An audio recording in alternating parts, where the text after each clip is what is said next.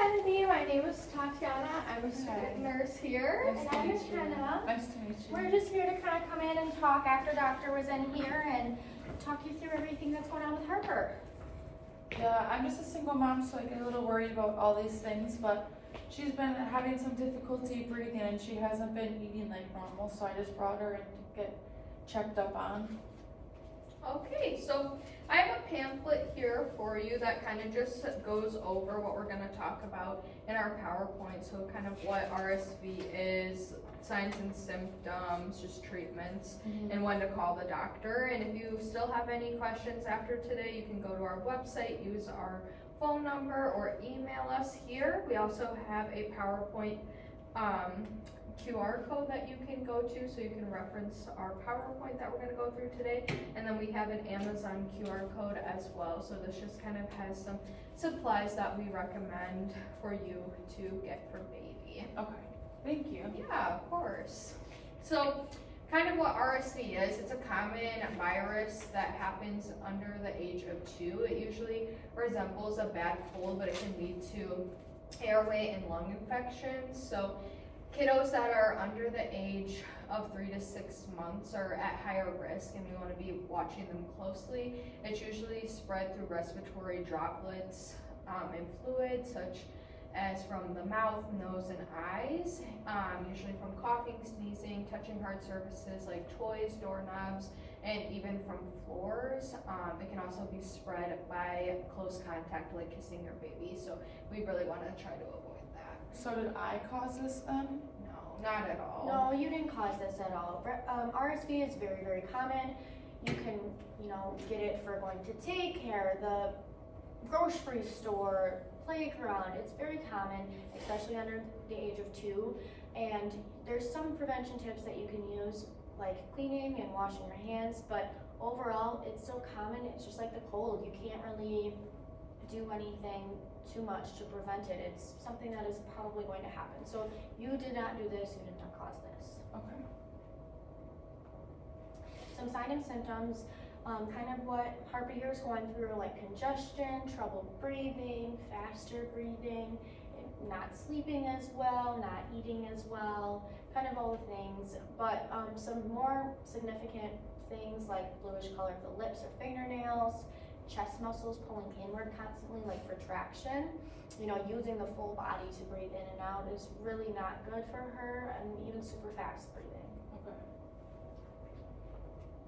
So how we would diagnose RSV, like how the pediatrician came in today, just looked at Harper, talked to you about the symptoms that she was having, is usually how we base our RSV diagnosis after. But there is a test that can be done. It's called an RT-PCR rapid antigen test. So this is just a swab that goes inside her nose, just gives her a little tickle. It doesn't hurt at all. And then this can just kind of identify if it's RSV, but it doesn't change the course of action. So we're still going to do the same treatment plan regardless of if we do the test or not. So is it kind of like a COVID swab? Yeah, in a way, it just doesn't go up as far. Yeah. Okay.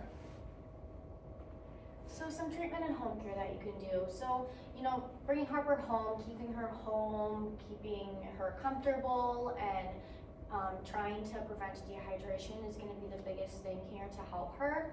You can use small frequent feeds instead of larger ones. So, if she eats a lot and she normally eats a pretty big bottle at one time, she's probably struggling to do that and not finishing her bottles. So if we do smaller frequent feeds, this helps so that she can get adequate rest in between, and if she's struggling to breathe, that she's not using as much energy. We can also suction her nose, use a cool mist humidifier, and like saline drops. So we can go over that stuff here, how to use them. So saline nasal drops, infant nasal saline drops are a spray, even tube. You want to make sure they're non-medicated and don't have any decongestants in them, and that should stay on the label. And also all of this stuff is in our Amazon cart here to just show kind of what you can use to help benefit Harper and help make sure that you feel that confident enough that she's okay and all of that stuff. So these nasal drops are going to be in there. You just lay Harper on her back. You can keep her wrapped up and then just place a couple drops in each nose. and then you can wait a few seconds and then gently suction with the bulb to clear out all that excess mucus. How do I use like the bulb?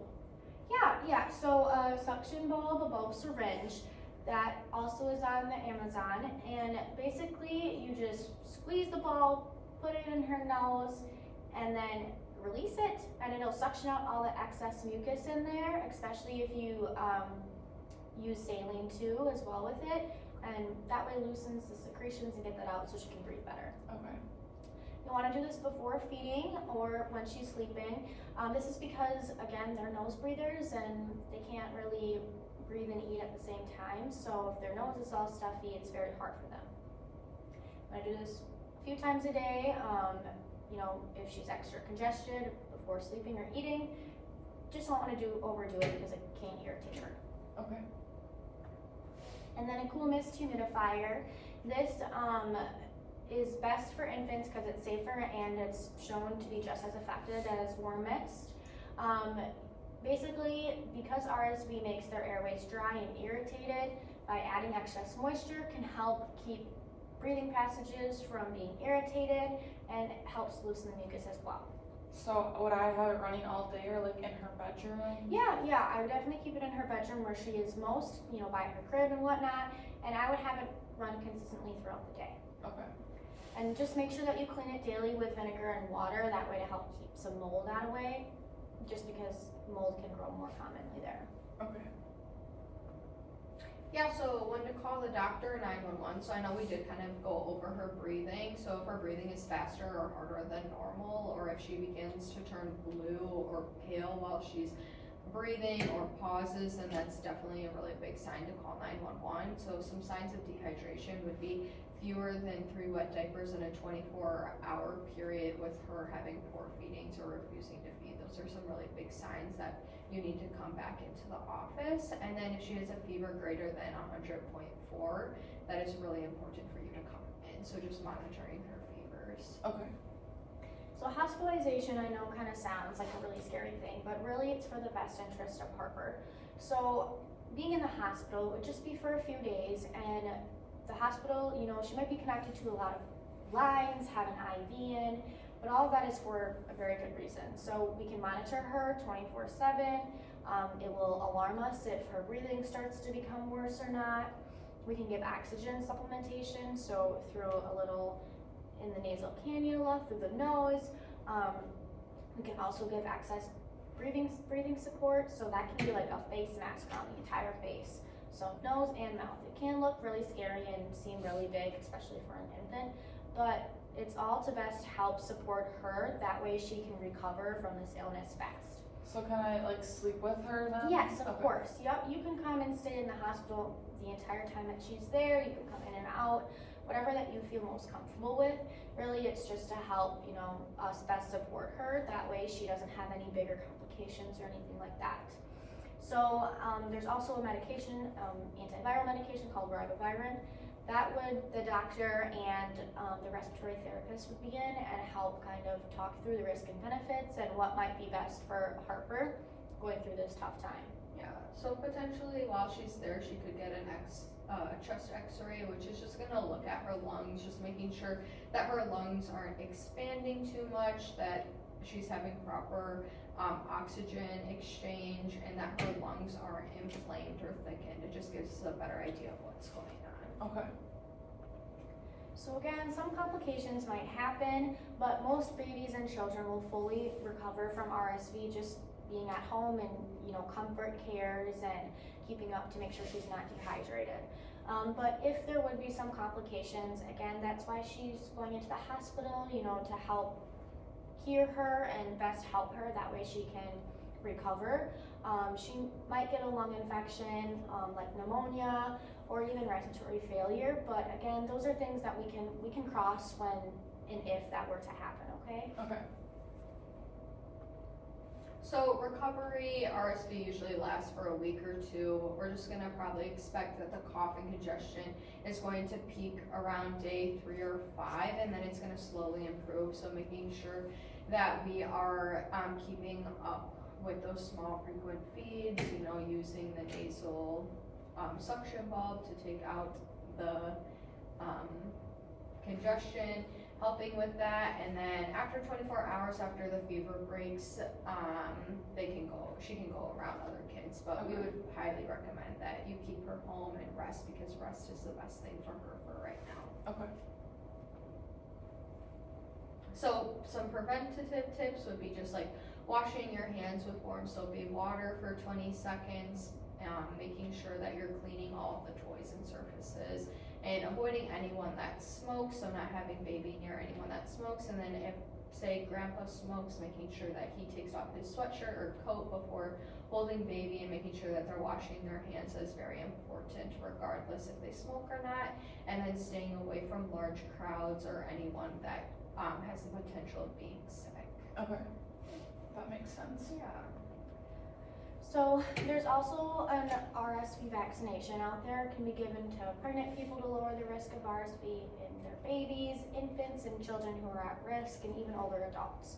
You can, if you were to get pregnant again, there's a maternal vaccination, but Nursing is the type of vaccine it is. You'd give it to infants less than 8 months old. Harvard here already has RSV, so really giving it now isn't going to do anything. But for the next RSV season, or around that season, Harper will be of age that she can get the second vaccine, Okay. just to help prevent her from getting RSV. Yeah. But you can always talk to the doctor about that later on. For sure, it's good to know. So just some key tips, we just, like we said before, want to keep up with those frequent small feeds, trying to suction the nose before she feeds. And we want to make sure that we're dressing baby in very light clothing. We don't want her to overheat, because that's just going to increase her breathing effort, which is just going to cause more problems for us.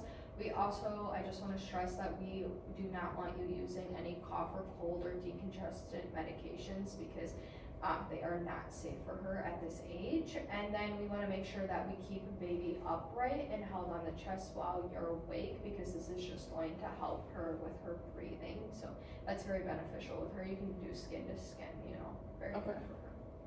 Yeah, and again, with the no cough, cold, or decongestants, you can always contact your pharmacy or even us to make sure, if you're ever worried, that if they were to have that, just because for extra precaution. Okay. So that's kind of all we have. Did you have any questions? Not at the moment, and if I did, I could just look at the pamphlet or give you guys a phone call. Yeah, that's good. Just like as a little recap, could you just tell me some signs or symptoms of when you would maybe want to call 911 or bring Harper back in? If she has difficulty breathing worse than she does, if she has a fever of 100.4 or less than 3 wet diapers a day. Yeah, that's perfect. And then could you just go over like what RSV is for me? It's basically just an infection in her lungs. That's a viral infection. Yeah, perfect. Okay, well, you sound like you have a pretty good understanding of what's going on. And if you don't have any other questions, that's all we have for you today. Yeah, you guys are so helpful. I appreciate Well, it. I hope Harper Thank can get you. better, and Yeah, just thank you. Great meeting reach you. out if you need Thank you. anything, okay? Sounds good. All Thank right. you so much. Have a good night. Yeah, you too.